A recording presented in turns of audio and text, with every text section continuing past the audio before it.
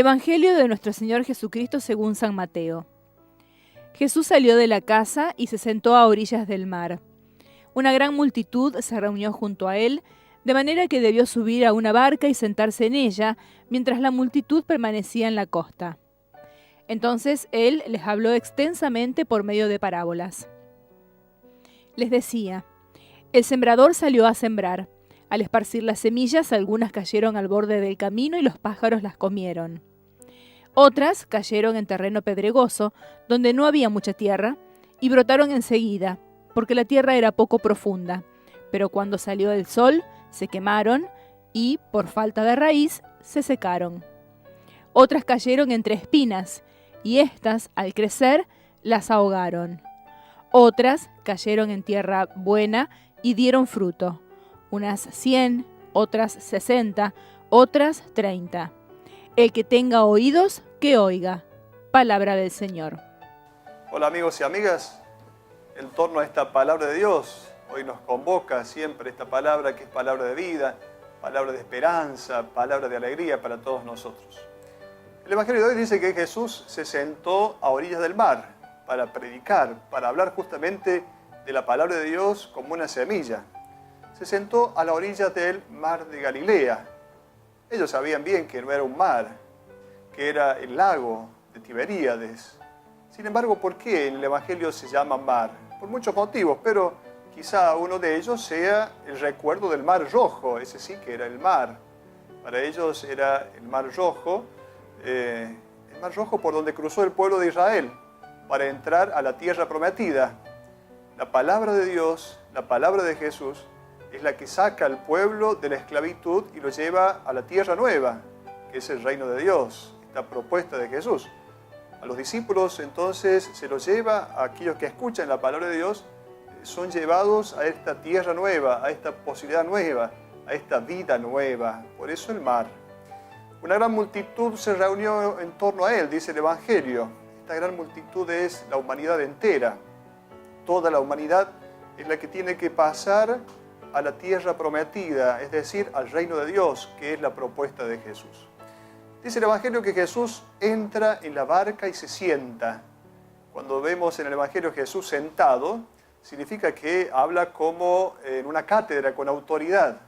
Este es el rabino que enseña con autoridad, Jesús sentado. No es una cuestión casual que aparezca Jesús sentado. Y luego habla desde la barca. La barca, en la interpretación de la primitiva comunidad cristiana, ha sido siempre la comunidad cristiana. Justamente la barca es la comunidad, la iglesia primitiva, la comunidad de Jesús. ¿Quiénes son los oyentes? Bueno, aquí aparecen dos grupos. Algunos permanecen en la playa, en tierra firme, están todavía ligados a las cosas de este mundo, aparecen en la playa, en la tierra firme, y otro grupo que son los que suben a la barca con él. Los que están en la tierra firme ciertamente son aquellos que quedaron todavía ligados a la tierra y a las cosas de este mundo, pero algunos suben a la barca y entonces lo escuchan más de cerca, tienen la posibilidad de una mayor comunión con él. En el Evangelio aparecen hoy 4 terrenos, 4 posibilidades de terrenos, 4 propuestas de cómo es aceptada esta palabra de Dios. Primero tendremos que pensar cómo se sembraba en la época de Jesús.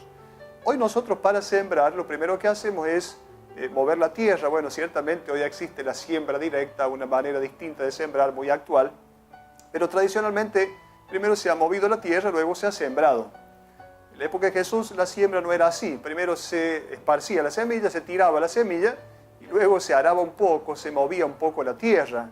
Por eso parece una locura que algunas semillas caigan en un lugar o en otro y entonces parece que el sembrador no sabía sembrar. Es porque era la manera de sembrar de aquel momento. ¿Cuál es el contexto histórico de la parábola que Jesús pronuncia? El contexto histórico es este. Jesús venía predicando un reino nuevo. Esta propuesta de Jesús no es aceptada. Al principio sí, pero luego comienza a haber una sensación de fracaso de la predicación de Jesús. Jesús comienza su predicación con una novedad que a muchos le ha molestado. entonces da la sensación de que esta va a ser una semilla que no va a producir sus frutos. Este, diríamos, es el contexto del momento de Jesús en el cual Él dice esta parábola. Quizás estemos pensando en la iglesia hoy. Pareciera que nuestra predicación, nuestra propuesta, es una propuesta que ha pasado de moda, que ya no tiene sentido seguir diciéndola, porque pareciera que va a ser una semilla que no va a producir sus frutos, y decimos, y bueno, muchas veces en la iglesia la gente es muy poca la que va, es muy poca y quizás solamente gente grande, nos desanimamos. Esta parábola es una parábola para animarnos a continuar sembrando, una parábola que nos invita a la esperanza, una parábola que nos invita a mirar hacia adelante. La enseñanza de esta parábola entonces es que el fracaso es aparente, porque finalmente la semilla dará su fruto, porque la semilla tiene su fuerza en sí misma. El resultado de la siembra no depende ni del sembrador ni de la semilla, sino que depende del terreno en esta parábola.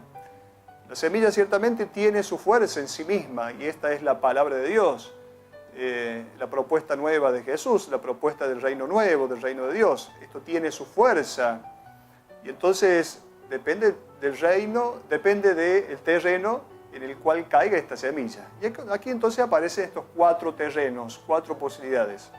Primero, la semilla que cae en el camino.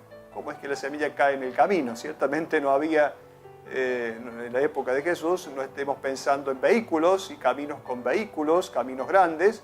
Eran senderos que se hacían en los campos, y entonces estos senderos era por donde la gente pisaba siempre, por donde pisaban todos, por donde andaban todos. Cuando esta semilla cae por donde andan todos, en el pensamiento por donde anda la mayoría, en el pensamiento de moda, esta semilla ciertamente no va a producir sus frutos, lo que no permite muchas veces que la palabra de Dios pueda germinar.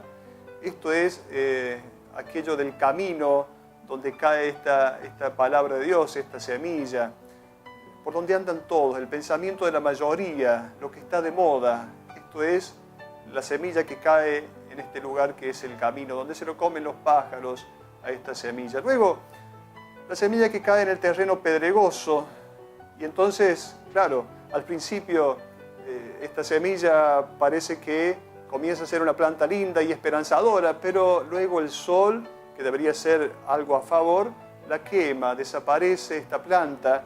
¿Por qué? Porque no ha echado demasiadas raíces, porque ha sido un terreno pedregoso.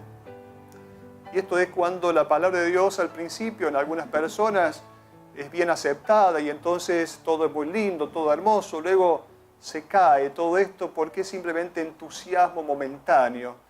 No es un fuego que se enciende y que permanece, sino que son simplemente fuegos artificiales. No hay fundamento y quizá tampoco haya fundamento en el conocimiento de la fe. Por eso para mucha gente la fe va cayendo, y para cuantos la fe y la actitud de, diríamos, adhesión de fe desaparece después de los sacramentos de la iniciación cristiana, después de la confirmación, esta fe se cae, desaparece, no hay fundamento. Quizá tampoco haya fundamentos de conocimiento de la fe en muchos cristianos, porque muchos cristianos no han continuado el conocimiento de la fe. Para mucha gente lo que ha estudiado en catequesis de comunión y confirmación, eso es suficiente, como si el alimento dado en la infancia sea ya suficiente y necesario. Es necesario continuar un encuentro con la palabra de Dios, en el cual nosotros estudiemos la palabra de Dios y sepamos entonces dar fundamento de aquello que nosotros creemos y esperamos. En la iglesia muchas veces realizamos encuentros, congresos, reuniones, pero puede pasarnos como aquello que se relata, se dice del cura Brochero, anécdota que vaya a saber si sea histórica o no, pero viene bien recordarlo. Parece ser que a Brochero lo habrían invitado a un congreso de catequesis. Y Brochero dio su fundamento de por qué no podía ir a este congreso de catequesis. Y entonces dijo Brochero escribió un cuento, en el cual se dice que en una ocasión hubo un congreso de cangrejos, en el cual tenían que decidir todos caminar hacia adelante. Ese va a ser el resultado del congreso. iban a estudiar cómo es que todos los demás bichos caminaban para adelante y ellos caminaban para atrás, los cangrejos. Entonces, después de varios días de estudio acerca de la posibilidad de caminar hacia adelante, cada cangrejo se fue a su casa caminando para atrás. Muchas veces hay reuniones, congresos, encuentros en los cuales pareciera que estamos convencidos de algunas cosas, pero continuamos haciendo lo de siempre. Tercer problema, las espinas.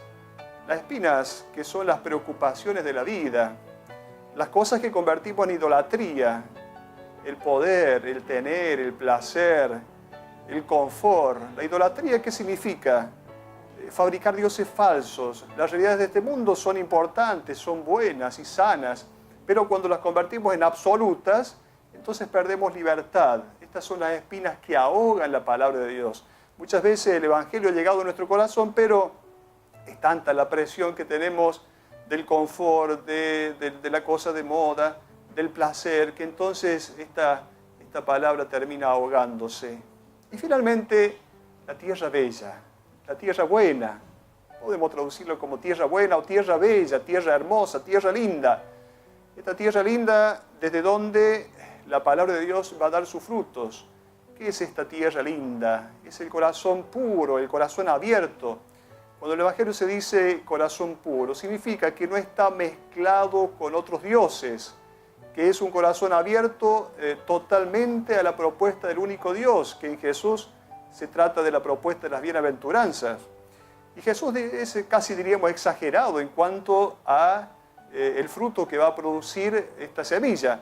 El 100 por 1, el 60 o el 30, cuando en realidad se pensaba en la época de Jesús cuando se daba el 10% ya era suficiente, cuando se sacaba el 10 por 1 ya es suficiente, cuando de una semilla se sacaban 10 ya estaban contentos, 10 o 12 ya era suficiente.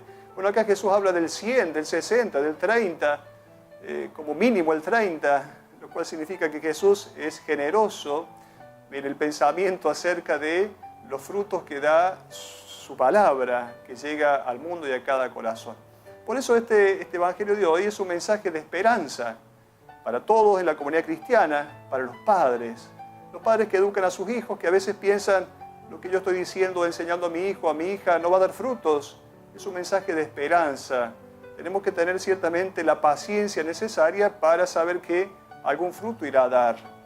Quien anuncia el Evangelio debe saber ciertamente que existe este terreno en cada uno de nosotros. Podríamos decir que estos 4 terrenos están en cada uno de nosotros, en cada persona, en cada corazón. El evangelizador debe saber que debe seguir sembrando. Dios siempre siembra. El evangelizador, el padre de familia, la madre, aquel que hace una propuesta de valores, aquel que hace una propuesta de mensaje sano y saludable para las personas, debe saber que puede encontrarse con estos obstáculos, pero siempre sigue sembrando. Hasta la próxima.